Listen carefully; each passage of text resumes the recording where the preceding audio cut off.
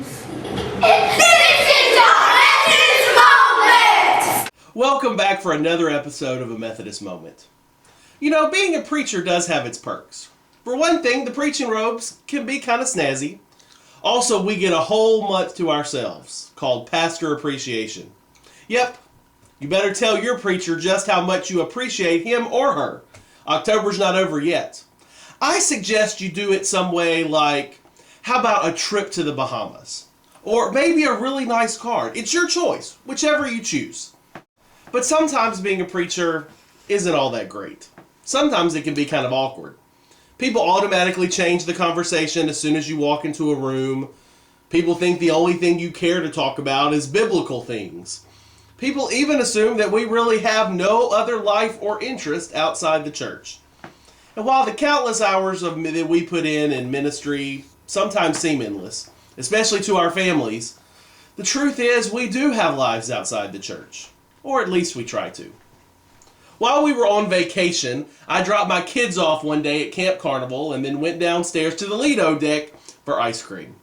Hey, on vacation, even breakfast deserves dessert.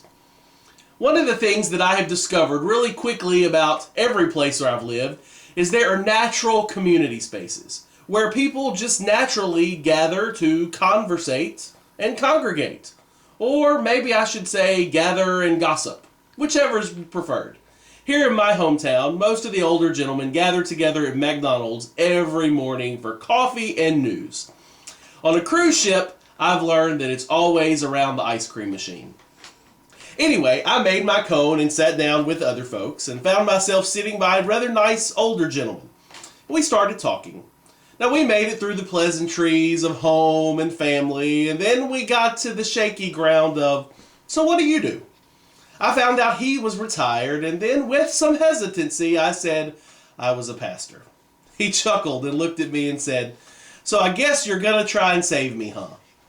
Now, there are many times throughout life and throughout ministry where we're faced with difficult choices. And here was one of those big ones. How to respond. I could hurriedly recite all the scripture you can think of. After all, the more scripture, the better.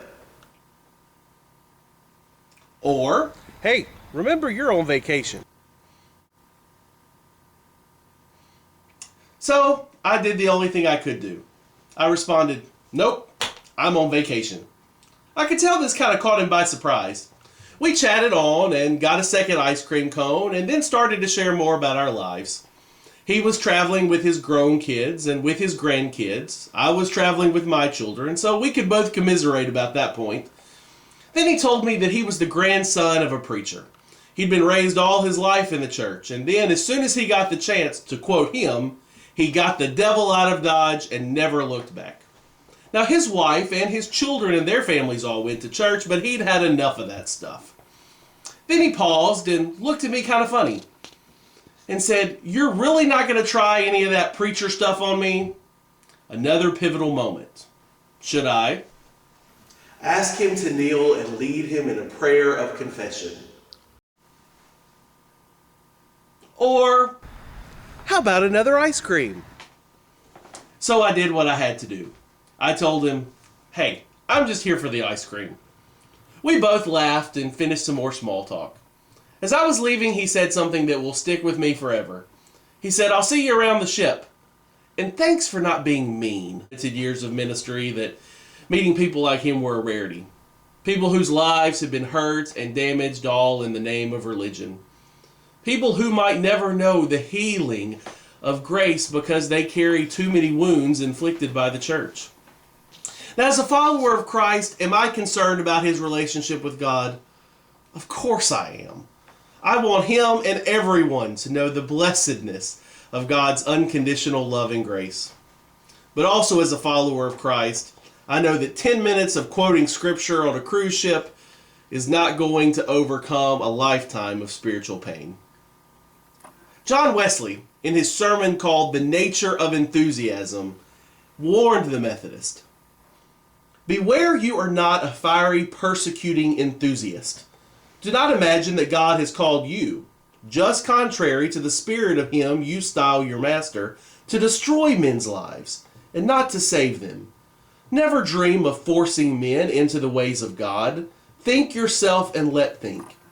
Use no constraint in matters of religion. Even those who are farthest out of the way never compelled to come in by any other means than reason, truth, and love. There's nobody more interested in people coming to know God than John Wesley.